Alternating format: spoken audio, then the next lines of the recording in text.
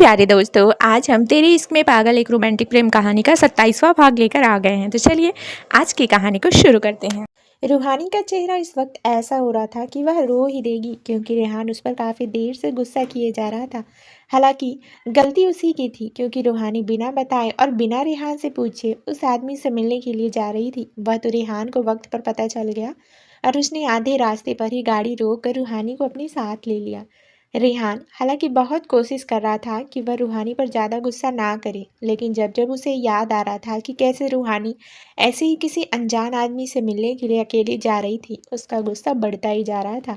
जब रूहानी ने रेहान की बात का जवाब नहीं दिया तो रेहान ने कसकर उसके गालों को पकड़ा और दांत पीसते हुए बोला, जवाब दो डैमिट, अकेली क्यों जा रही थी वहाँ? क्या इस बारे में तुमने एक बार भी मुझे बताना सही नहीं समझा? अगर तुम वहाँ किसी बड़ी मुसीबत में फंस जाती तो सोचा है तुम्हारे साथ क्या हो सकता था? रेहान की बात सुनकर रूहानी की आंखें नम हो गई और वह नम आंखों से रेहान की तरफ देखने लगी। उसे दर्द भी बहुत हो रहा था, क्योंकि रेहान की पकड़ उसकी नाजुक गालों पर बहुत ही ज़्यादा कसी हुई थी, लेकिन वह डर की वजह से रो भी नहीं पा रही थी। जब रूहानी ने रेहान उसकी बातों का कोई जवाब नहीं दिया तो रेहान ने झटके से उसके गालों को छोड़ दिया और एक बार फिर गाड़ी के टायर पर किक मारते हुए बोला, तुम हमेशा वही क्यों करती हो रूहानी, जिसके लिए मैं तुम्हें मना करता हूँ? क्यों तुम बार बार मेरे गुस्से को बढ़ाने का काम करती हो? क्या तुम्हारे अंदर से मेरा डर खत्म हो गया है?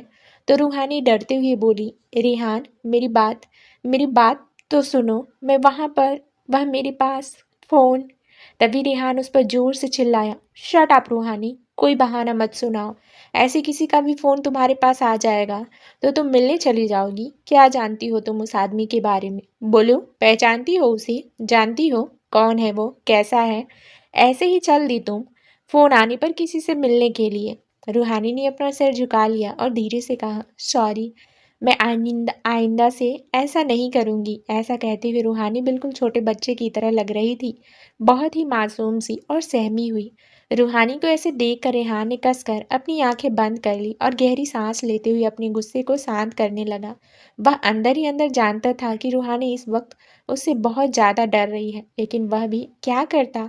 उसे तो यह सोच सोच कर ही घबराहट हो रही थी कि अगर रूहानी के साथ कुछ उल्टा सीधा हो जाता तो। वह रूहानी के पास आया और उसके बालों को पकड़कर उसका चेहरा ऊपर किया और कहा, आइंदा से मुझसे बिना पूछे ऐसा कोई काम मत करना रूहानी, वरना तुम्हारी वह हालत करूँगा कि तुम सिर्फ पछतावे के सिवा कुछ नहीं कर पाओगी, क्योंकि अभी तुम अच्छे से रेहान राठौर को जानती नहीं हो। वह जितना तुमसे प्यार करता है ना, उससे कहीं ज़्यादा वह तुम्हें दर्द भी दे सकता है, समझी? तो रूहानी ने जल्दी से अपना सिर हाँ में हिलाया, पर इसी के साथ उसकी आंखों से आंसू भी बहने लगे, क्योंकि वह भी जानती थी कि जब भी रेहान का गुस्सा आउट ऑफ कंट्रोल होता है तो उसे वाकई में वह हर्ट करने में पीछे नहीं हटता, और उससे पहले भी कई बार वह ऐसा कर चुका था। ऐसा नहीं था कि रूहानी रेहान से हर वक्त डरती ही रहती थी, लेकिन उसे रेहान के गुस्से से डर लगता था, क्योंकि गुस्से में रेहान बिल्कुल ही एक अलग इंसान बन जाता था और उसका ऑरा भी बहुत खतरनाक होता था। अब वह सुबकते हुए रेहान को देख रही थी, उसकी आंखों में आंसू बह रहे थे। रूहानी को ऐसे देखकर रेहान साफ समझ रहा था कि वह उससे बहुत ज़्यादा घबरा रही है। उसने रूहानी को शांत करने के लिए उसके होठों पर अपने होठ रख दिए और कुछ इसी तरह से रेहान का गुस्सा भी शांत हो रहा था। रूहानी को रिलैक्स करने के लिए रेहान उसे बहुत ही सॉफ्टली किस किए जा रहा था। रूहानी ने रेहान की शर्ट को कसकर पकड़ लिया था और अपनी आंखें भी बंद कर ली थी, लेकिन उसकी आंखों के किनारे से आंसू बहने अभी भी जारी थे। हालांकि रेहान की इतने प्यार से किस करने से रूहानी काफ़ी हद तक शांत हो गई थी। कुछ देर बाद रेहान उससे दूर हुआ तो रूहानी की आंसू साफ करते हुए काफ़ी नरम लहजे में कहा, आइंदा से ऐसा मत करना रूहानी, क्योंकि अगर ये रेहान राठौर किसी बात से डरता है तो सिर्फ तुम्हें खोने से। तुम जानती भी नहीं हो कि तुम मेरे लिए क्या हो, इसलिए आइंदा से कभी किसी से ऐसे मिलने के लिए मत जाना, और इस तरह का कोई भी कॉल तुम्हारे फ़ोन पर आता है तो तुम पहले मुझे बताओगी। बोलो, बताओगी ना? लास्ट की बात रेहान ने थोड़ी शक्ति से पूछा तो रूहानी ने भी अपना सर हाँ में हिलाया और कहा, ठीक है, बता दूंगी, पर तुम भी मुझ पर ऐसे गुस्सा मत करना, मुझे तुमसे बहुत डर लगता है। रूहानी ने बहुत ही मासूमियत से रुआसी आवाज़ में कहा तो रेहान ने स्माइल करते हुए उसे अपने सीने से लगा लिया और प्यार से उसके बालों में अपनी उंगलियां फेरते हुए कहा, मैं ऐसा ही हूँ रूहानी, इसलिए कोई ऐसा काम मत करना जिससे मुझे गुस्सा आ जाए। अब जल्दी से अपने आंसू पोंछ लो और गाड़ी में बैठो, हमें घर भी जाना है ना। तो रूहानी ने कहा, नहीं, मेरा रोने का मन कर रहा है। रूहानी के कहने का तरीका कुछ ऐसा था कि रेहान को उसकी इस क्यूट क्यूटनेस पर हंसी आ गई। रेहान ने हंसते हुए कहा, तुम्हारा रोने का मन कर रहा है तो ठीक है, रो लो। अब रूहानी रेहान के शर्ट को कसकर पकड़कर उसके सीने से लगी जोर जोर से रोने लगी। वहीं रेहान ने ऐसे ही रूहानी को गोद में उठा लिया और गाड़ी की बैक सीट पर रूहानी को लेकर बैठ गया। तो रूहानी रेहान की गोद में किसी छोटे बच्चे की तरह सिमटी हुई बैठी हुई थी और रेहान की गले में अपनी बाहें डाले वह जोर जोर से रो रही थी। काफी देर तक रोने के बाद रूहानी जब थोड़ी शांत हुई तो रेहान ने प्यार से उसके बालों में उंगलियां फेरते हुए पूछा, अब ठीक है और तुम्हें घर चलना है या फिर हम कहीं और चलें? तो रूहानी ने अपना छोटा सा फेस उठाकर रेहान की तरफ देखा और कहा, नहीं, मुझे घर जाना है। फिर रेहान ने कहा, पर मैं सोच रहा हूँ कि तुम्हें कहीं और लेकर चलूँ ताकि तुम्हारा मूड भी ठीक हो जाए। तो रूहानी ने मुंह बनाते हुए कहा, पहले तो मुझे इतना सारा डांटते हो और रुलाते हो, फिर मुझे मनाने के लिए घुमाने ले जाते हो।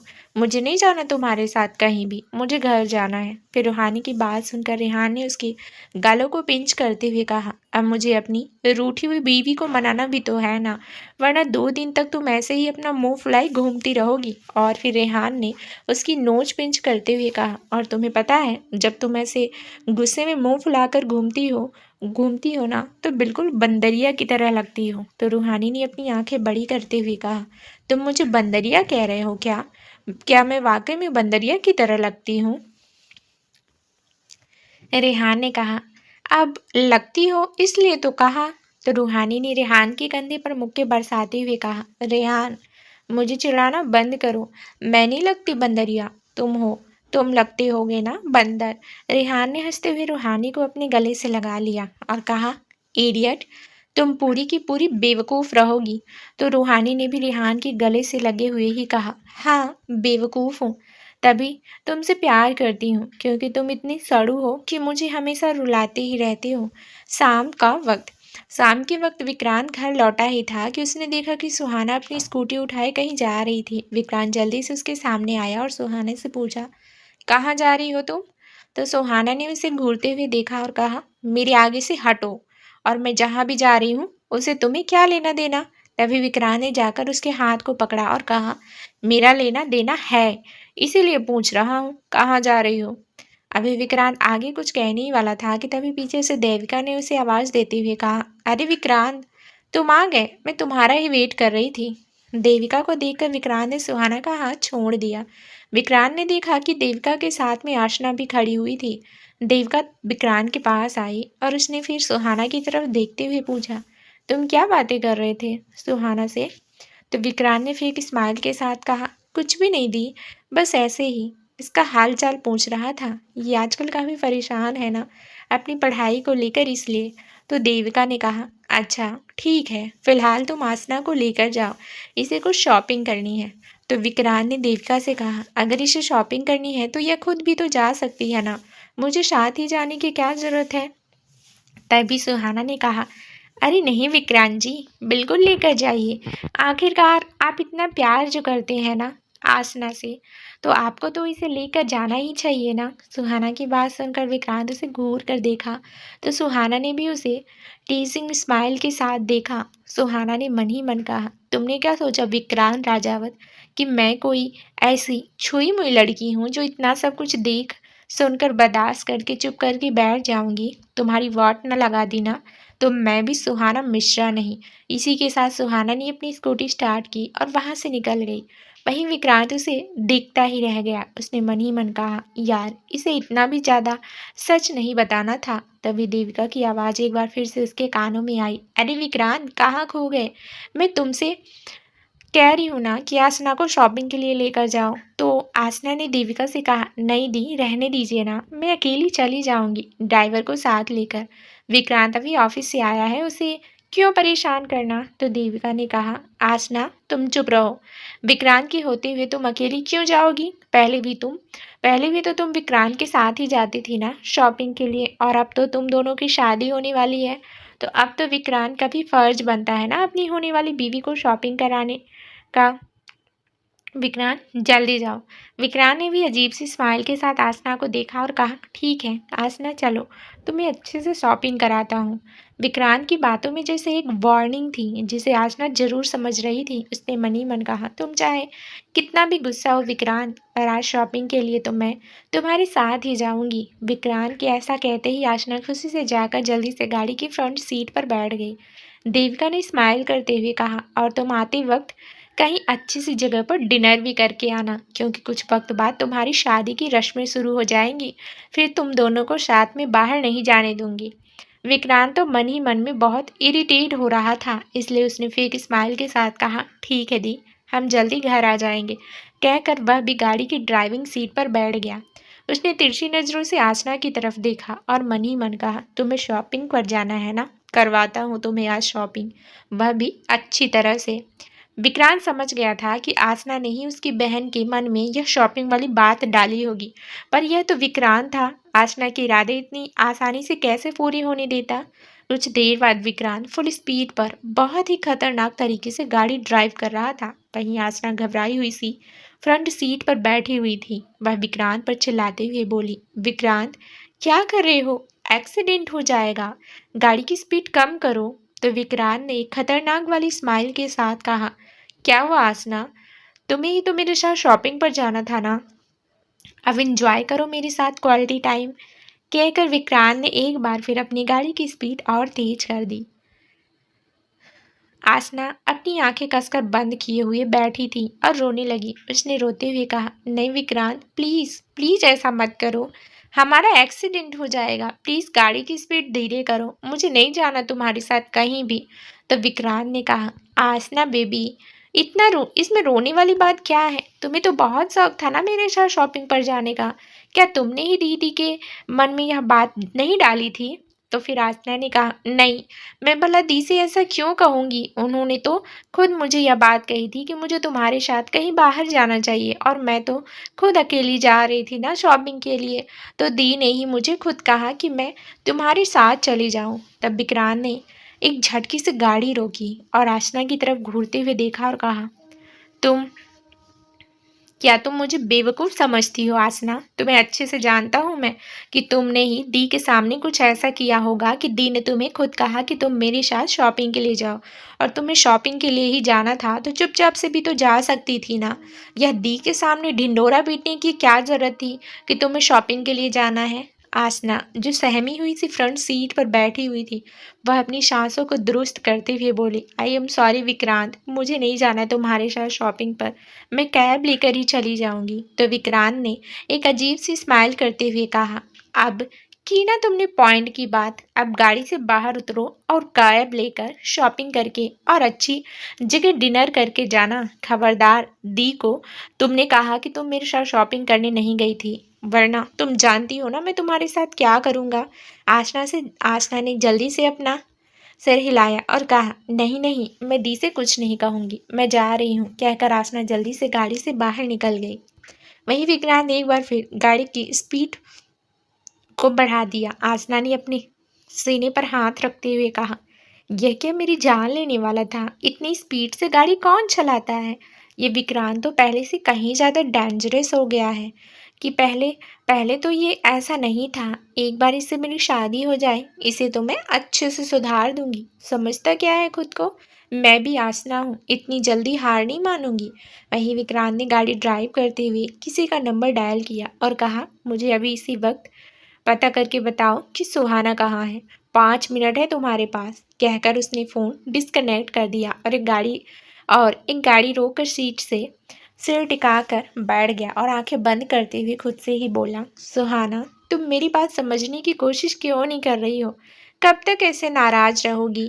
अभी उसे आंख बंद किए 5 मिनट भी नहीं हुए थे कि तभी उसका फ़ोन रिंग करने लगा। उसने फ़ोन उठाकर अपने कान पर लगा लिया। सामने वाले की बात सुनकर उसने फ़ोन डिस्कनेक्ट किया और एक बार फिर से अपनी गाड़ी स्टार्ट कर दी। विक्रांत एक बीच पर आकर अपनी गाड़ी रोक दी। वहाँ उसके 2 आदमी खड़े उसी का वेट कर रहे थे। उसने उस आदमियों से पूछा, कहाँ है वो? तो एक आदमी ने उंगली से एक तरफ इशारा करते हुए कहा, मैम वहाँ है। तो विक्रांत ने कहा, ठीक है, अब तुम लोग जाओ, आगे मैं सब संभाल लूँगा। विक्रांत ने अपने कदम उस तरफ बढ़ा दिए जहाँ उस आदमी ने इशारा किया था। उस जगह उसने देखा कि बड़े से पत्थर पर सुहाना बैठी हुई बोतल से ड्रिंक कर रही थी। विक्रांत हैरानी से खुद से कहा, ये ड्रिंक कर रही है, पर यह तो शराब छूती भी नहीं है। यह पागल लड़की क्या कर रही है? तभी विक्रांत उसके करीब गया तो उसने गौर से देखा कि उसके हाथ में तो कोल्ड ड्रिंक की बोतल थी, लेकिन सुहाना एक्टिंग ऐसे कर रही थी कि जाने कितनी शराब उसने पी ली हो। वह आसमान की तरफ देख कर चिल्लाते हुए बोली, यह सारी दुनिया धोखेबाज ही है। एक एक धोखे को तो गोली से उड़ा देना चाहिए, एक एक धोखेबाज को गोली से, हाँ, और इस समुद्र में उठाकर फेंक देना चाहिए।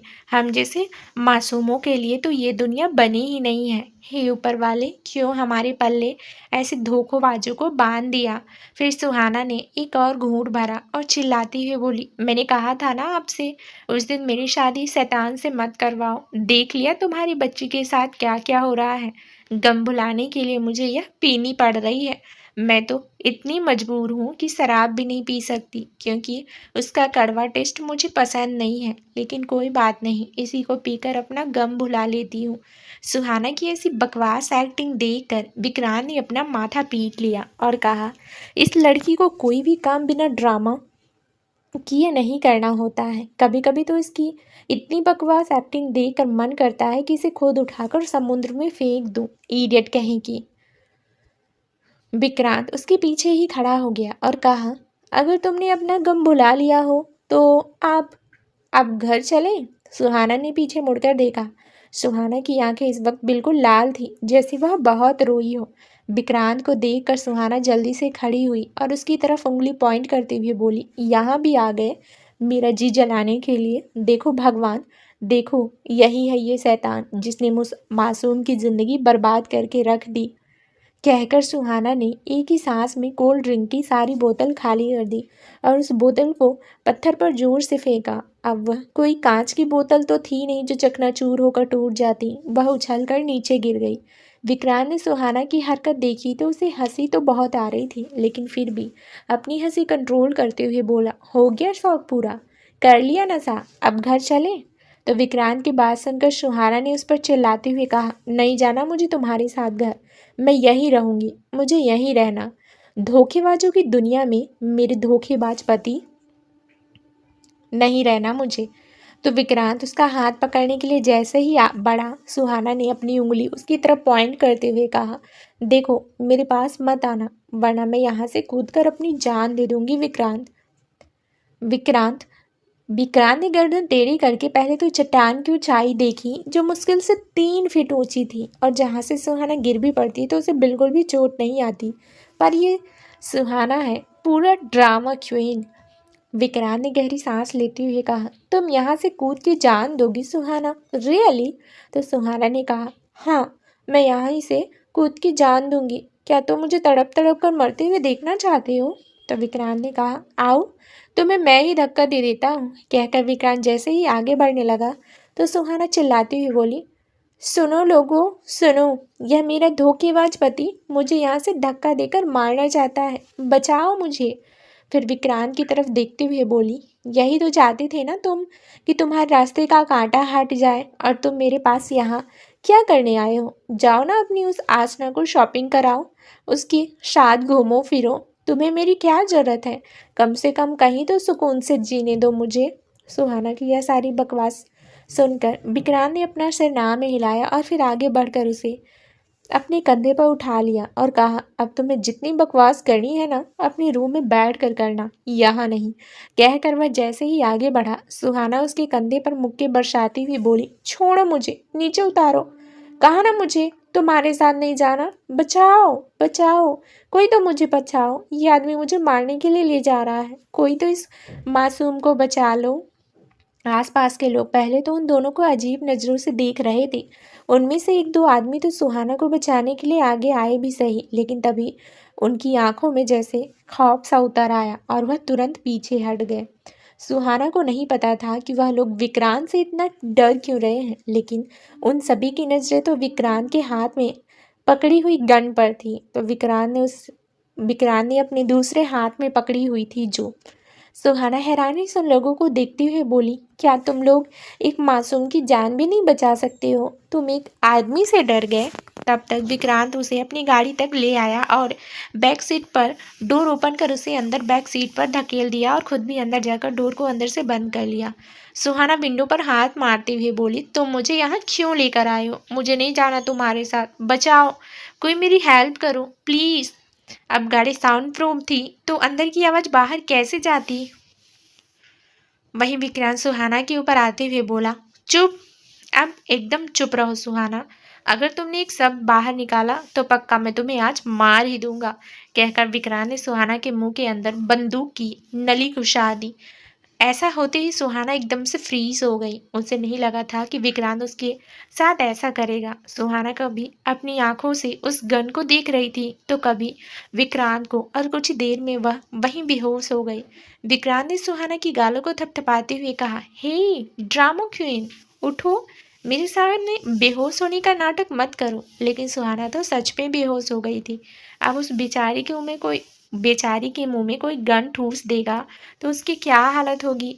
भला यह विक्रांत कैसे समझ सकता था? उसके लिए यह बंदूक, गोला बारूद नॉर्मल चीज़ थी, लेकिन किसी भी नॉर्मल इंसान के लिए तो नहीं था ना। नॉर्मल इंसानों के लिए तो ऐसी चीज़ थी जिन्हें देखकर वह बेहोश हो जाए, पर यह बात विक्रांत कहाँ समझता है। विक्रांत ने आगे है डैशबोर्ड से पानी की बोतल निकाली और उसके मुंह पर छिड़कने लगा। कुछ ही देर में सुहाना की आंखें खुल गई। सुहाना ने सामने विक्रांत को देखा और एक बार फिर हड़बड़ाते हुए पीछे होने लगी। तुम मुझे मारने वाले हो? तुम मुझ पर गन चलाने वाले हो? तुम मुझे गोली मारने वाले थे? मुझे बाहर जाना है, मुझे बाहर जाना है। चुप हो जाओ पागल लड़की। तुम चुप नहीं हो रही थी इसलिए मैंने ऐसा किया। तुम्हें लगता है कि मैं तुम्हें मार दूंगा? तो सुहाना ने कहा, तुम जैसे सनकी का कोई भरोसा है? और यह गन को कौन अपने हाथ में लेकर घूमता है? ये कोई खिलौना नहीं है। गलती से अगर गोली चल जाती तो मैं तो मुफ्त में ही निपट जाती ना। विक्रांत ने सुहाना को देखकर एक गहरी सांस ली और फिर उसके बालों को पकड़कर उसका चेहरा अपने करीब किया और उसकी आंखों में देखते हुए कहा, जिद करना छोड़ दो सुहाना। तुम भी कहीं ना कहीं जानती हो कि मैं सिर्फ तुमसे प्यार करता हूँ और वह अतीत की बातें थी जो बीत चुकी है, जबकि मेरा प्रेजेंट और फ्यूचर अब तुमसे जुड़ चुका है। और मैं तुमसे वादा करता हूँ ना कि तुम्हारे अलावा मेरी लाइफ में कोई दूसरी लड़की कभी नहीं आएगी, बल्कि मैं किसी और को अपने करीब आने ही नहीं दूंगा। विक्रांत की बातें सुनकर सुहाना की आंखों में आंसू आ गए। उसने कहा, पर मैं क्या करूँ? मुझे तो भुलाई ही नहीं जा रही ना वह सब बातें कि तुमने पता नहीं किस किस के साथ। तो ठीक है ना, मैं उस वक्त तुम्हें नहीं जानती थी तो यह भी ठीक है, और तुम मुझे भी नहीं जानते थे। लेकिन अब वह आसना तो घर पर ही रह रही है ना, और तुम्हारी दी भी तो उसी को तुम्हारी मंगेतर समझ रही है, और तुम्हारी दी ने उससे तुम्हारी शादी भी करवा दी तो फिर मेरा क्या होगा? कहते हुए सुहाना अब रोने लगी। मुझे बहुत दर्द हो रहा है, बहुत ज़्यादा, सुहाना ने कहा। सुहाना की बात सुनकर कि उसे पेन हो रहा है, विक्रांत ने हड़बड़ाते हुए पूछा, क्या तुम्हें पेन हो रहा है? कहाँ? क्या मैंने तुम्हें हर्ट कर दिया? तो सुहाना ने अपनी उंगली अपने हार्ट के पास रखी और कहा, यहाँ पर मुझे बहुत पेन हो रहा है, मेरे दिल में। सुहाना की बात सुनकर विक्रांत अब बहुत प्यार से सुहाना की आंखों में देख रहा था। उसने झुककर सुहाना के गालों को अपने होठों से छुआ और फिर धीरे धीरे उसके कानों के करीब जाकर गहरी आवाज में पूछा, मुझसे प्यार करने लगी हो ना सुहाना? कब तक अपने दिल की फीलिंग्स छुपाओगी मुझसे? तो सुहाना ने छुपकते हुए कहा, नहीं, मैं नहीं करती तुमसे प्यार, क्योंकि तुम बहुत बुरे हो। सुहाना की बात सुनकर विक्रांत की होठों पर स्माइल आ गई। उसने एक बार फिर सुहाना की आंखों में देखा और कहा, तुम मेरी आंखों में देखकर बोलो कि तुम मुझसे प्यार नहीं करती हो और मेरे लिए कुछ भी फील नहीं करती हो। इस बार सुहाना ने कुछ भी नहीं कहा और अपनी नजरें झुका ली, क्योंकि उसका दिल ही नहीं माना इस बात को जुटलाने का कि वह विक्रांत से प्यार नहीं नहीं करने लगी। विक्रांत ने एक बार फिर उसकी मैग्नेटिक वॉइस में कहा, तुम चाहे यह बात अपने मुंह से मत बोलो, पर तुम्हारी आंखें सब जता रही हैं। तुम्हारी आंखें मेरे सवालों का जवाब मुझे दे रही है सुहाना कि तुम मुझसे प्यार करने लगी हो, इसलिए तुम मुझे किसी और लड़की के साथ जुड़ा हुआ नहीं देख पा रही हो, खासकर उस आसना के साथ। विक्रांत की बात सुनकर सुहाना ने एक बार फिर अपनी पलकें उठाकर विक्रांत की तरफ देखा। दोनों ही कुछ देर तक एक दूसरे की आंखों में खोए रहे। विक्रांत ने झुककर सुहाना की होठों पर किस करना शुरू कर दिया। सुहाना ने भी अपनी आंखें बंद कर ली और वह इस किस को महसूस करने लगी, क्योंकि विक्रांत उसे अब जब भी किस करता था तो सुहाना को एक अलग ही सुकून महसूस होता था। वो कुछ पल के लिए अपनी सारी परेशानी भूल सी जाती थी। कुछ देर बाद विक्रांत सुहाना से अलग हुआ और सुहाना से कहा, पास्ट में चाहे कुछ भी हुआ हो सुहाना, लेकिन मैं तुमसे वादा करता हूँ कि मैं तुम्हारे अलावा अब किसी और के करीब नहीं जाऊँगा और ना ही किसी और को अपने करीब आने दूंगा। मेरी आखिरी सांस तक तुम ही वह लड़की होगी जो मेरे करीब आ सकती है। अब मैं पूरी तरह से सिर्फ तुम्हारा हूँ, पूरी तरह से तुम्हारा। सुहाना ने धीरे से अपनी आंखें खोली और विक्रांत की तरफ देखते हुए कहा, और अगर तुमने अपनी बात पूरी नहीं की तो क्या करूं विक्रांत, बोलो। तो विक्रांत ने स्माइल करते हुए कहा, तो तुम जो सजा देना चाहती हो मुझे वह मंजूर होगी, कहकर विक्रांत ने सुहाने की फोरहेड को चूम लिया और फिर कहा, अब घर चलें या तुम्हें अभी अभी भी गम भुलाने के लिए कहीं और भी जाना है या फिर और भी कुछ करना है। सुहाना ने भी हाँ में सिर हिलाया और कहा, हाँ घर चलो, पर उससे पहले मुझे कुछ खिलाओ, मुझे बहुत भूख लगी है। तो विक्रांत ने हंसते हुए कहा, हाँ तो मैं हूं ना तुम्हारी भूख मिटाने के लिए, क्योंकि मुझे पता है तुम्हें किस चीज़ की भूख लगी है। कहते हुए वह एक बार फिर सुहाना के ऊपर झुकने ही लगा कि सुहाना ने उसके सीने पर हाथ रख उसे रोकते हुए कहा, अरे मैं खाने की बात कर रही थी, मुझे भूख लगी है, मुझे खाना खिलाओ, पता नहीं क्या क्या सोचते रहते हो। तो विक्रांत उससे थोड़ा दूर होते हुए बोला, ओह मुझे लगा तुम भी वही सोच रही हो जो मैं सोच रहा हूँ, कहकर उसने सुहाना की तरफ देखकर आई विंक की। तो सुहाना ने चिढ़ते हुए उसके कंधे पर मारा और कहा, हर वक्त यही बातें तुम्हारे दिमाग में क्यों घूमती रहती है। विक्रांत ने शरारती लहजे में कहा, अब तुम्हें देखकर मेरे दिमाग में ऐसे ही थॉट आते हैं तो मैं क्या करूँ। देविका अपने रूम में बैठी हुई किसी मैगजीन को देख रही थी। तभी आसना ने अंदर आते हुए कहा, दी अगर आपके पास कुछ वक्त हो तो क्या मैं आपके पास आकर बैठ सकती हूँ। तो देविका ने नजरें उठाकर सामने खड़ी आसना की तरफ देखा। उसे आसना थोड़ी सी उदास नजर आई तो उसने अपनी मैगजीन को साइड में रखा और आसना को अपने पास बैठने का इशारा करते हुए कहा, आसना इधर आओ, बैठो मेरे पास। क्या हुआ, तुम थोड़ी परेशान लग रही हो। तो आसना ने सैड सा फेस बनाते हुए कहा, कुछ भी नहीं दी, बस ऐसे ही थोड़ा सा मन ठीक नहीं था। तो देविका ने आसना का हाथ अपने हाथ में पकड़ा और पूछा, क्यों क्या हुआ, क्या विक्रांत तुमसे कुछ कहा क्या। विक्रांत का नाम सुनकर आसना की आंखों से आंसू आने लगे। उसने देविका के गले लगते हुए कहा, दी पता नहीं क्यों पर मुझे लग रहा है कि विक्रांत मुझसे दूर जा रहा है। आसना को ऐसे रोते देखकर देविका ने उसे खुद से थोड़ा दूर किया और फिर पूछा, मुझे साफ साफ बताओ आसना कि क्या हुआ है, क्या तुम्हारे और विक्रांत का कोई झगड़ा हुआ है। तो आसना ने अपने आंसू साफ करते हुए कहा, नहीं दी, हमारा झगड़ा नहीं हुआ है, लेकिन हमें लगता है कि हम दोनों के बीच में कोई तीसरा आ गया है। तो देविका ने सवालिया नजरों से आसना की तरफ देखा और पूछा, कोई तीसरा, कौन, किसकी बात कर रही हो तुम। तो आसना ने कुछ देर चुप रहने के बाद कहा, सुहाना, मुझे लगता है हम दोनों के बीच में सुहाना आ रही है। सुहाना नहीं चाहती है कि विक्रांत और मेरी शादी हो। तो देविका ने हैरानी से अपने मुंह पर हाथ रख लिया और कहा, सुहाना, वही लड़की जो घर घर में रह रही है। तो आसना ने अपना सिर हिलाते हुए कहा, हाँ दी, वही। जब से सुहाना यहाँ आई है विक्रांत मेरी तरफ ध्यान ही नहीं दे रहा है, वह ज़्यादातर सुहाना पर ही ध्यान दे रहा है और मुझे यह बातें बर्दाश्त नहीं होती है। तो देविका ने थोड़ा गुस्से से कहा, मैं भी विक्रांत से इस बारे में बात करती हूँ। ये देख आसना ने जल्दी से उसका हाथ पकड़ते हुए कहा, नहीं दी, आप विक्रांत से इस बारे में मत कीजिए, बात मत कीजिए। अगर विक्रांत को पता चला कि मैंने आपसे शिकायत की है तो वह मुझ पर बहुत गुस्सा करेगा और आप जानती हैं ना कि विक्रांत का गुस्सा कैसा है। तो देविका ने कहा, पर मुझे उससे बात करनी पड़ेगी ना, वैसे भी कुछ दिनों में तुम्हारी शादी होने वाली है और उससे पहले यह सब ठीक तो नहीं है ना। तो आस्था ने कहा, दी आपको मेरी कसम, आप विक्रांत से बिल्कुल नहीं कहेंगी कि मैंने आपसे ये सब बातें कही है। क्या आप मेरी इतनी सी बात नहीं मानेंगी?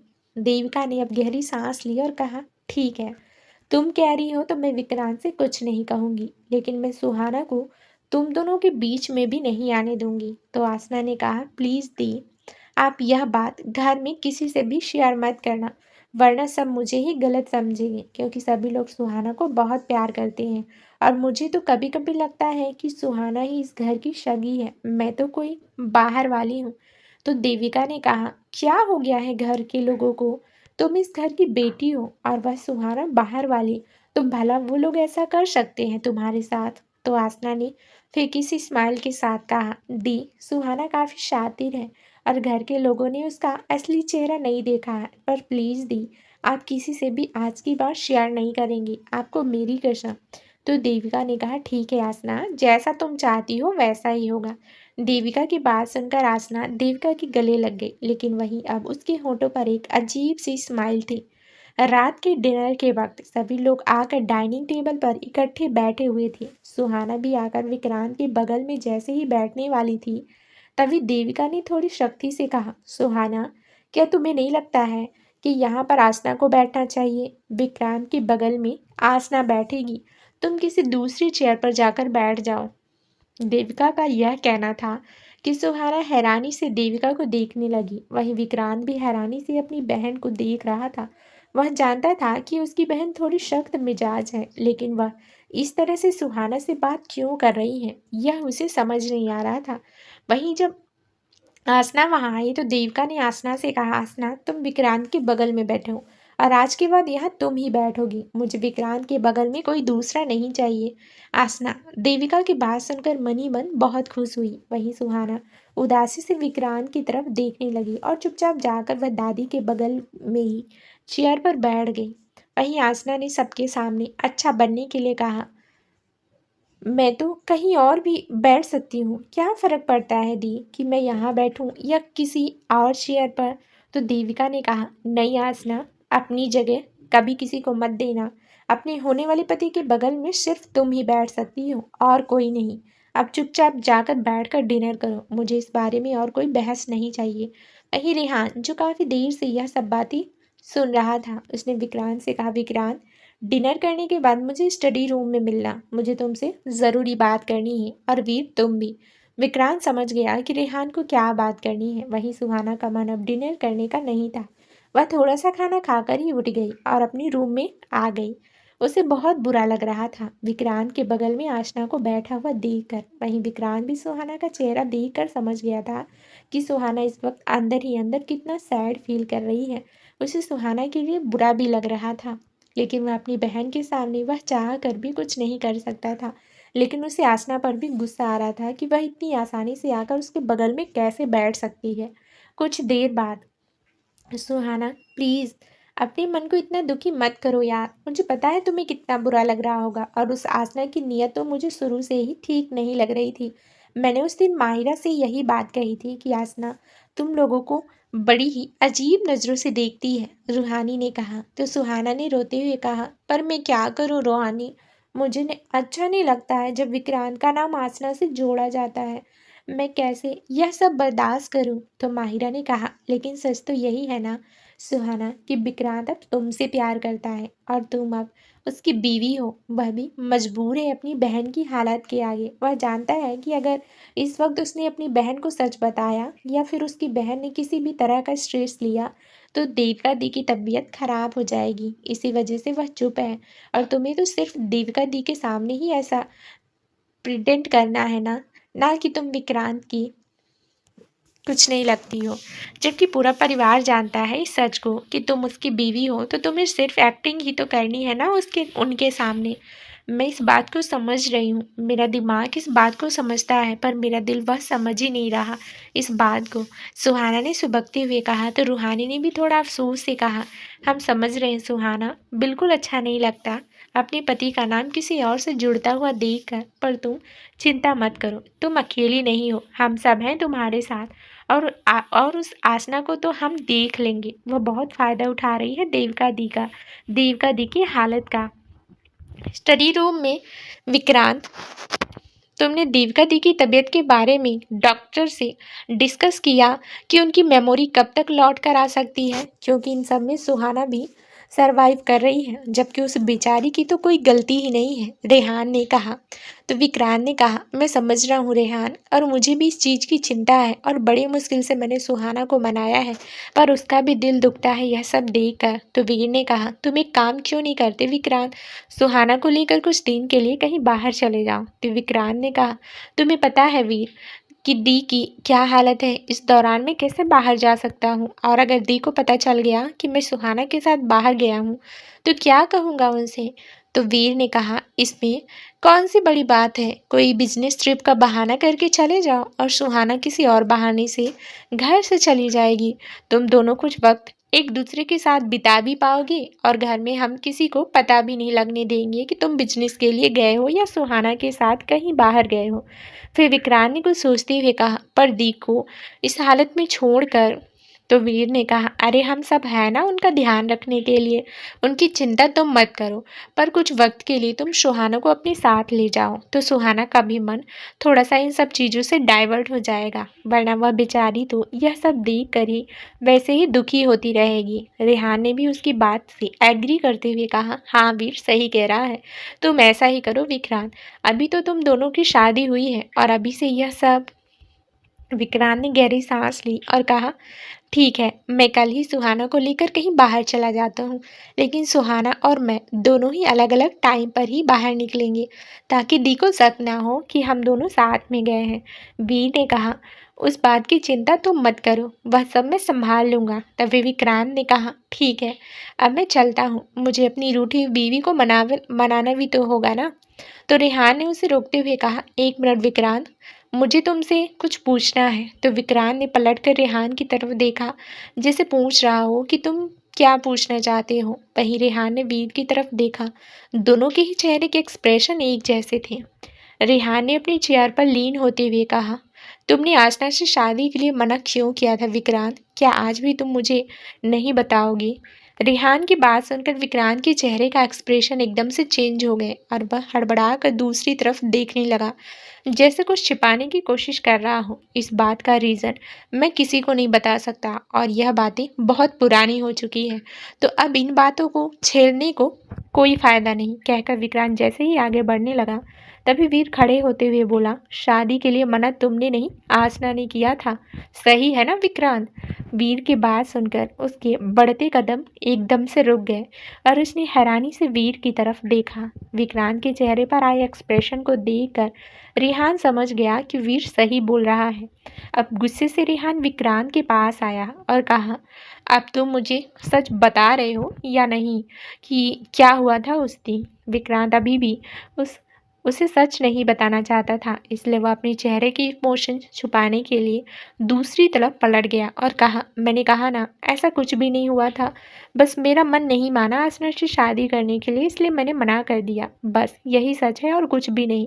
अब इस बारे में मुझे कोई बहस नहीं करनी है, कहकर विक्रांत जैसे ही वहाँ से जाने लगा तभी रेहान ने उसकी बाह पकड़कर उसे रोक लिया और कहा, इस बार नहीं विक्रांत, मुझे सच जानना है, चुपचाप यहाँ बैठो और मुझे सारा सच बताओ, वरना अगर मैंने अपने तरीके से सच पता किया ना तो फिर तुम्हारी खैर नहीं, तुम और हमें अंधेरे में नहीं रख सकते हो। वीर ने भी अब विक्रांत को वार्न करते हुए कहा, हाँ विक्रांत सच हमें बताओ, क्योंकि आधा सच मैं जान चुका हूँ। उस दिन टेरेस पर आसना के साथ हुई तुम्हारी बातें मैंने सुन ली थी, लेकिन वह सिर्फ अधूरा अधूरा सच सुना था, अब हमें पूरा सच जानना है कि क्या हुआ था उस वक्त। विक्रांत समझ गया कि अब सच नहीं छुपा सकता है और उसे सच बताना ही होगा, इसलिए उसने फिर एक गहरी सांस ली और स्टडी रूम के विंडो के पास आकर खड़ा हो गया और काफ़ी देर तक चुप रहने के बाद उसने धीरे धीरे कर वीर और रेहान को सारा सच बता दिया। सच जानने के बाद रेहान और वीर दोनों के ही चेहरे एकदम से सॉफ्ट नजर आ रहे थे।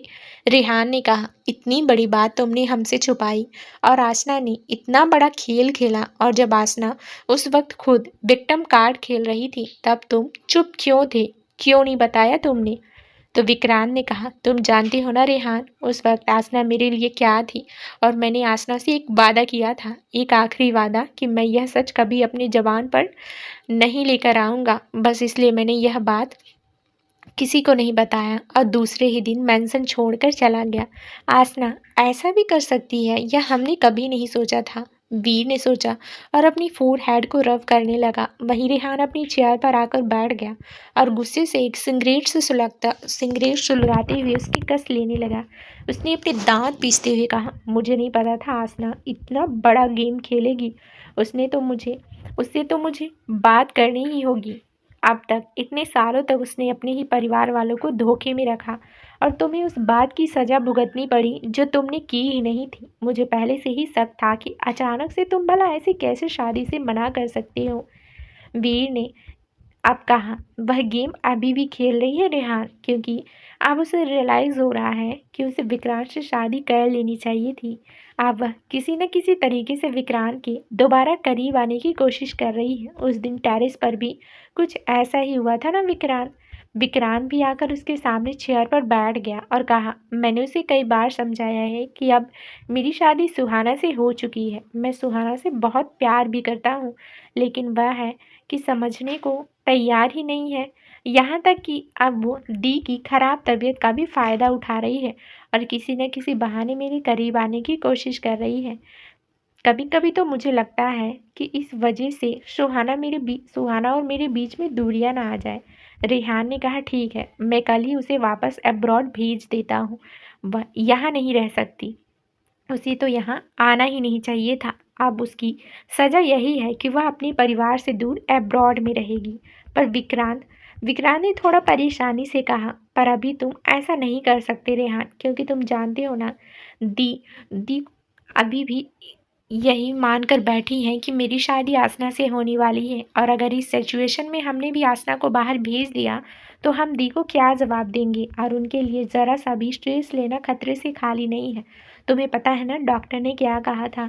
वीर ने सिर हाँ में हिलाया और कहा, यह अजीब मुसीबत है, लेकिन अब एक बार तो हमें आसना को वार्न करना ही होगा, क्योंकि उसकी वजह से इन दोनों की शादीशुदा ज़िंदगी में किसी तरह का टकराव पैदा ना हो। रेहान ने कुछ सोचते हुए कहा, ठीक है, आसना से अब मैं बात करूंगा और मैं भी देखता हूँ वह अपनी हरकतों से बाज आती भी है कि नहीं, क्योंकि अगर वो अपनी हरकतों से बाज नहीं आई तो फिर इसकी सज़ा उसे मैं खुद दूंगा। रेहान जब देर रात अपने रूम में आया तो उसे रूहानी रूम में नजर नहीं आई। बालकनी का डोर खुला हुआ देखकर वह समझ गया कि रूहानी इस वक्त बालकनी में होगी, इसलिए वह चेंज करने के लिए चेंजिंग रूम की तरफ बढ़ गया। कुछ देर बाद जब वह रूम में आया तो उसने देखा कि बेड पर पड़ा हुआ सुहाना का फ़ोन रिंग कर रहा था। वह अभी बालकनी में जाने वाला था, लेकिन रिंग की आवाज़ सुनकर उसने जाकर रूहानी के फ़ोन को उठा लिया। उस पर किसी अननोन नंबर को देखकर उसकी भौहें सिकुड़ गई। उसने सोचा, इस वक्त इतनी रात को यह कौन अननोन नंबर से कॉल कर रहा है। रूहानी को कुछ देर बाद फ़ोन रिंग करते करते अपने आप ही बंद हो गया। रेहान अभी नंबर को वापस डायल करने ही वाला था कि तभी उसके फ़ोन पर एक मैसेज टोन बजी। रेहान ने नोटिफिकेशन ऑन करके देखा तो मैसेज को पढ़कर उसकी भौहें थोड़ी गुस्से से तन गई। मैसेज में लिखा था, तुम उस दिन मुझसे मिलने नहीं आई रूहानी, तुमने सच जाने का एक मौका गंवा दिया। अगर अभी तुम सच जानना चाहती हो तो कल मेरे भिजवाए हुए एड्रेस पर पहुंच जाना। यह तुम्हारा आखिरी मौका है सच जानने का। इस मैसेज को पढ़कर रेहान की मुठ्ठियां गुस्से से कस गई। उसने अपने फ़ोन से एक नंबर डायल किया और सामने वाले का फ़ोन अटेंड करते ही उसने कहा, मैं तुम्हें एक नंबर सेंड कर रहा हूँ, जल्द से जल्द उसकी लोकेशन मुझे सेंड करो और पता करो यह नंबर कहाँ से है और कौन कर रहा है और किसके नाम पर है। कहकर उसने फ़ोन डिस्कनेक्ट कर दिया। उसने एक नज़र बालकनी की तरफ देखा और रूहानी के फ़ोन से उस अननोन नंबर को डिलीट कर दिया और उस मैसेज को भी। फ़ोन को उसने वापस साइड टेबल पर रखा और बालकनी की तरफ बढ़ गया। रूहानी बालकनी में रखे हुए सोफे पर ही सो गई थी। वह काफ़ी देर से रेहान का वेट कर रही थी और वेट करते करते ही उसे नींद आ गई। बाहर चल रही हल्की ठंडी हवा में रूहानी को काफ़ी ठंड लग रही थी, इसलिए वह बिल्कुल सिकुड़ कर सो रही थी। रेहान ने जब रूहानी को ऐसे सोते हुए देखा तो उसकी फेस पर स्माइल आ गई। वह घुटनों के बल रूहानी के पास ही बैठ गया और उसके चेहरे से चेहरे पर आ रहे बालों को साइड में करते हुए कहा, सो क्वीट, जानता हूँ कि कोई है जो तुम्हें मुझसे दूर ले जाने की कोशिश कर रहा है, पर वह ऐसा नहीं कर पाएगा रूहानी, क्योंकि तुम तो मेरी हो। तुम पर मैं अपने अलावा किसी और का हक नहीं होने दूंगा, चाहे वह तुम्हारा खुद का अपना ही क्यों ना हो। तुम सिर्फ मेरी हो रूहानी। रेहान यह बातें किसी जुनूनियत से भरी आवाज में बोल रहा था। उसकी आंखों में भी एक अलग ही तरह की ऑब्सेशन नजर आ रही थी, जो शायद ही रूहानी ने कभी देखा हो। रेहान ने रूहानी को अपनी गोद में उठा लिया और उसे लेकर रूम की तरफ बढ़ गया। हट्टी कट्टी रेहान की गोद में रूहानी किसी नाजुक सी छोटी बच्ची की तरह लग रही थी। रूहानी ने भी नींद में ही अपना एक सर रेहान के सीने से टिका लिया था और रेहान की शर्ट को कस कर पकड़ लिया था। रेहान ने आराम से रूहानी को बेड पर लिटाया और उसके बगल में ही लेटकर रूहानी को अपनी बाहों में भर लिया।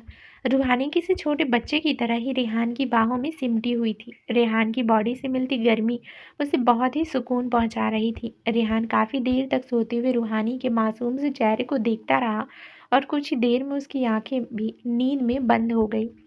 वीर, किस सोच में गुम हो तुम? वीर, जो किसी गहरी सोच में बेड से हेड टेक रेस्ट से लगाए हुए बैठा हुआ था। उसने माहिरा की तरफ देखा, जो उसके सीने से लगी हुई उसकी तरफ देख रही थी। वीर ने माहिरा की फॉरहेड पर किस करते हुए कहा, कुछ भी नहीं माहिरा, चलो तुम सो जाओ, तुम्हें नींद आई होगी ना। तो माहिरा ने एक बार फिर वीर से पूछा, वीर क्या कुछ अलग हुआ है आज? मैंने तुम्हें इतना सीरियस पहले कभी नहीं देखा। तो वीर ने स्माइल करते हुए कहा, कुछ बातें ऐसी होती है माहिरा जो हम हर किसी से शेयर नहीं कर सकते हैं, और मैं वाकई में आज थोड़ा सा परेशान हूँ। क्या तुम मेरी परेशानी दूर कर सकती हो? वीर की बात सुनकर माहिरा ने शरारती स्माइल के साथ कहा और उसे देखा और कहा, तुम कहना क्या चाहते हो वीर? तो वीर ने भी माहिरा को कसकर अपनी बाहों में पकड़ा और कहा, तुम सब समझ रही हो माहिरा, मैं चाहता हूँ कि तुम मेरी परेशानी से मेरा ध्यान डाइवर्ट करो, और मैं भी देखना चाहता हूँ कि तुम ऐसा कैसे कर पाती हो। तो माहिरा ने कहा, ओके मेरे पतिदेव चाहते हैं कि उनकी पत्नी या उनका माइंड डाइवर्ट करे उनकी सारी परेशानियों से, तो ठीक है, और मैं भी पूरी कोशिश करूंगी कि मैं ऐसा कर पाऊँ। कहते हुए मायरा वीर के ऊपर ही आकर बैठ गई और वीर के कंधे पर अपने दोनों हाथ रखते हुए बोली, तो मुझे वह करना होगा ना जो मेरे पतिदेव अक्सर मेरे साथ करते हैं। तो वीर ने स्माइल करते हुए मायरा के चेहरे पर आती हुई बालों की लटकान के पीछे करते हुए कहा, और क्या करता हूँ मैं तुम्हारे साथ? मायरा धीरे धीरे वीर के चेहरे की तरफ झुकते हुए बोली, बता दूँ क्या करते हो? तो वीर ने माहिरा की कमर पर अपनी पकड़ कसते हुए कहा, बताओ मत, करके दिखाओ। कहकर उसने जैसे ही वीर ने झटके से माहिरा को अपनी तरफ खींचा, तो माहिरा एकदम से वीर के ऊपर ही जा गिरी और उसके होंठ वीर के होंठों से टच हो गए। वह जैसे ही वीर से दूर होने लगी, और उससे पहले ही वीर ने उसकी बैक पर अपना एक हाथ रखा और दूसरा हाथ उसके सिर के पीछे ले जाकर उसे एकदम से पलट दिया और उसके ऊपर जाकर उसे पैशनेट होकर चूमने लगा। वीर ने कुछ देर बाद माहिरा के होठों को छोड़ दिया और उसकी कॉलर वन को। माहिरा हंसते हुए बोली, वीर क्या कर रहे हो? अभी तो तुम बड़ा परेशान थे, आ गए अपनी असली अवतार में। तो वीर ने कहा, तुम्हारे करीब आकर मुझे इसी अवतार में आना पसंद है, अब चुपचाप इस मोमेंट को एंजॉय करो। कहकर वीर उसे काफ़ी देर तक चूमते ही रहा। दूसरा दिन। विक्रांत, कुछ दिनों में तुम्हारी शादी है और मैंने तुम दोनों की शादी से पहले ही पूजा रखवाई है, और तुम हो कि अब्रॉड जा रहे हो। क्या तुम्हारा यह काम शादी के बाद नहीं हो सकता है? कुछ दिन तो तुम बिजनेस से छुट्टी ले लो ना, देविका ने कहा। विक्रांत ने अपनी बहन को समझाते हुए कहा, दी, मेरा इस बिजनेस ट्रिप पर जाना बहुत ज़रूरी है। अगर मैं नहीं गया तो मेरा बहुत बड़ा लॉस हो जाएगा, और समझने की कोशिश कीजिए ना, शादी की डेट तो आगे भी बढ़ सकती है और यह पूजा बाद में भी हो सकती है। अभी सिर्फ आप अपनी तबीयत का ध्यान रखिए, और मैं वैसे भी कुछ दिन में लौट आऊँगा। देविका ने फिर उसे समझाते हुए कहा, प्लीज़ विक्रांत, बात को समझने की कोशिश करो। मैं जल्द से जल्द तुम्हारी आसना से शादी करवा देना चाहती हूँ, लेकिन तुम हो कि पता नहीं क्यों डिले किए जा रहे हो। दरअसल देविका के दिमाग में भी यही बात घर कर गई थी कि सुहाना जानबूझकर आसना और विक्रांत के बीच आने की कोशिश कर रही है, इसलिए देविका जल्द से जल्द आसना और विक्रांत की शादी करवाना चाहती थी। तभी रेहान ने देविका के रूम में आते हुए कहा, दी, विक्रांत सही कह रहा है, इसका अब्रॉड जाना बहुत ज़रूरी है। अगर काम इतना ज़रूरी नहीं होता तो मैं खुद इसे जाने से मना कर देता। अब देविका ने हार मानते हुए कहा, ठीक है जाओ, पर कोशिश करना जल्दी से जल्दी लौट कर आने की और ज़्यादा वक्त मत लगाना वहाँ पर। तो विक्रांत ने स्माइल करते हुए अपनी बहन के कंधे पर हाथ रखा और कहा, पक्का मैं बहुत जल्द आने की कोशिश करूँगा और मेरी एब्सेंस में आप अपनी दवाइयाँ खाना मत भूलना। अगर मुझे पता चला ना कि आप लापरवाही कर रही हैं तो फिर देख लेना, मैं आकर आपको बहुत डांटूंगा। तो देविका ने हंसते हुए कहा, तुम चिंता मत करो विक्रांत, मैं अपनी दवाइयाँ वक्त से ले लूँगी। फिर रेहान ने कहा, तुम चिंता मत करो विक्रांत, हम लोग हैं ना, हम सब दी का ध्यान रखेंगे। रेहान की बात सुनकर देविका को हंसी आ गई। उसने कहा, मेरे छोटे मोटे भाई इतने बड़े हो गए कि अब अपनी दी का ध्यान रखेंगे। विक्रांत और रेहान ने देविका को साइड हक कर लिया और कहा, जब हम छोटे थे तब आप भी तो हमारा बहुत ध्यान रखती थी ना, तो अब हमारी बारी है अपनी बड़ी बहन का ख्याल रखने की। सुहाना बहुत जल्दी ही अपनी नानी के घर चली गई थी और इस बारे में रेहान ने दादी को भी समझा दिया था कि घर में वह बिल्कुल भी इस बात का जिक्र ना करे कि सुहाना विक्रांत के साथ बाहर गई है। आसना और देविका के अलावा घर में सबको पता था कि विक्रांत और सुहाना दोनों साथ में बाहर गए हुए हैं और उन दोनों को यह ज़रूरी भी लगा था क्योंकि कुछ दिनों से घर में जो कुछ भी हो रहा था उससे सुहाना बहुत डिस्टर्ब थी। इसलिए दादी ने भी यही सोचा कि कुछ वक्त वह घर से बाहर रहेगी और विक्रांत के साथ कुछ वक्त बिताएगी तो शायद उसका मूड भी ठीक हो जाए। लेकिन आसना को एकदम से आज सुहाना और विक्रांत का यूँ बाहर जाना अजीब लग रहा था। उसे शक था कि ज़रूर दोनों साथ में ही कहीं बाहर गए हैं और जानबूझकर वो दी के सामने यही जता रहे हैं कि विक्रांत अब्रॉड गया हुआ है, जबकि सुहाना अपनी किसी रिलेटिव के घर वह मनी मन कुढ़ती भी जा रही थी कि आखिर उसकी सारी प्लानिंग पर पानी जो फिर रहा था। सुहाना सुबह सुबह ही अपनी नानी के घर गई थी। दरअसल उसकी नानी कुछ दिनों के लिए बनारस गई हुई थी, लेकिन सुहाना के पास हमेशा अपनी नानी के घर की दूसरी चाबी रहती थी, इसलिए वह नानी के घर में ही विक्रांत के आने का वेट कर रही थी। विक्रांत ने ही उसे कहा था कि वह वहीं से सुहाना को पिक कर लेगा। रेहान कॉन्फ्रेंस रूम से अभी बाहर ही आया था कि तभी उसका फ़ोन रिंग करने लगा। फ़ोन पर किसी अननोन नंबर से कॉल आ रहा था। रेहान ने फ़ोन पिक करके कान पर लगा लिया और बात करते हुए ही कैबिन की तरफ बढ़ने लगा, लेकिन सामने वाले की बात सुनकर उसके कदम वहीं रुक गए। उसके चेहरे के एक्सप्रेशन एकदम कोल्ड हो गए। उसने फ़ोन पर सामने वाले से कहा, ठीक है मैं तुमसे मिलने आ रहा हूँ, कहकर उसने फ़ोन डिस्कनेक्ट किया और अपनी पॉकेट में रख लिया। एक सुनसान हाईवे पर दो लग्जरियस गाड़ी खड़ी हुई थी और उस गाड़ी के बाहर दो शख्स एक दूसरे के आमने सामने खड़े हुए एक दूसरे को घूर रहे थे। एक तरफ था रेहान और दूसरी तरफ था शिवाय शेखावत। दोनों ही एटीट्यूड में एक दूसरे से कभी कहीं भी कम नहीं लग रहे थे। रेहान ने एरोगेंटली वॉइस में पूछा, तुम अगर यहाँ रूहानी के लिए आए हो तो वापस चले जाओ, क्योंकि मैं तुम्हें रूहानी से कभी नहीं मिलने दूंगा। शिवाय ने उसकी बात पर स्माइल करते हुए कहा, डरते हो क्या रूहान? अगर रूहानी को सच पता चला तो वह तुम्हें छोड़कर मेरे साथ आ जाएगी। तो रेहान ने कहा, मैं उसका पति हूँ तो वह मुझे छोड़कर कभी नहीं जा सकती, इसलिए इस भूल में मत रहना। लेकिन तुम जिस मकसद से यहाँ आए हो वह मकसद कभी भी पूरा नहीं होगा। तो शिवाय ने उसे चैलेंज करते हुए कहा, ठीक है तो यह तो वक्त ही बताएगा कि मेरा मकसद कामयाब होता है कि नहीं। फिलहाल तो तुम अपनी बीवी से सच छुपाने की जितनी भी कोशिश करना चाहते हो कर लो, क्योंकि सच एक दिन बाहर आकर ही रहेगा। तो रेहान ने उसकी बात का मजाक उड़ाते हुए कहा, किस सच की बात कर रहे हो तुम सिवाय शेखावत? याद रखना, अगर रूहानी को सच पता चला ना तो सबसे ज्यादा नफरत वह तुमसे और तुम्हारे परिवार से करेगी। तभी सिवाय ने कहा, करेक्शन रेहान राठौर, मेरा परिवार नहीं उसका भी परिवार, वह भी रूहानी का परिवार है। तो रेहान ने एक अजीब सी हंसी हंसते हुए कहा, कौन सा परिवार? जो 5 साल के बच्ची को अनाथ आश्रम छोड़कर चला गया था, तुम उस परिवार की बात कर रहे हो शिवाय शेखावत? रेहान की बात सुनकर शिवाय का चेहरा एकदम से सख्त हो गया। उसने थोड़ा गुस्से से रेहान से कहा, तुम भी अधूरा सच जानते हो रेहान राठौर? अगर तुम पूरा सच जानते तो तुम रूहानी को मुझसे मिलने से रोकते। तभी रेहान ने कहा, तो तुम बता दो ना पूरा सच क्या है? क्यों एक 5 साल की बच्ची को उसी का परिवार अनाथ आश्रम में छोड़ गया था और अचानक से इतने सालों बाद उस परिवार को उस बच्ची की याद क्यों आ गई और उसे ढूंढता हुआ यहाँ तक पहुँच गया? रेहान की बात सुनकर शिवाय कुछ देर तक तो चुप रहा, फिर उसने अपनी पॉकेट में हाथ रख कुछ सोचते हुए कहा, तो ठीक है तुम्हें मैं पूरा सच बता ही देता हूँ, लेकिन फिर वादा करो उसके बाद तुम रूहानी को मुझसे मिलने से नहीं रोकोगे। तो रेहान ने कहा ठीक है, तुम पूरा सच तो बताओ, फिर मैं खुद डिसाइड करूंगा कि मुझे ऐसा करना चाहिए कि नहीं। सिवाय इतना तो समझ गया था कि रेहान एक नंबर का जिद्दी पर्सन है, वह इतनी आसानी से नहीं मानेगा। फिर भी उसने रेहान को पूरा सच बताने का मन बना लिया। हाँ, यह सच है, रूहानी शेखावत परिवार की बेटी है और मैं हूँ उसका बड़ा भाई शिवाय शेखावत। रेहान ने पूछा, जब रूहानी का खुद का परिवार था और वो इतने बड़े खानदान की बेटी है, तो रूहानी को अपने परिवार से अलग क्यों किया गया कि इतनी सालों तक वह अनाथों की तरह एक अनाथ आश्रम में क्यों पले बड़ी। तो शिवा ने थोड़ा मायूस होते हुए कहा, रूहानी को हमने नहीं, रूहानी की माँ ने छोड़ा था अनाथ आश्रम में।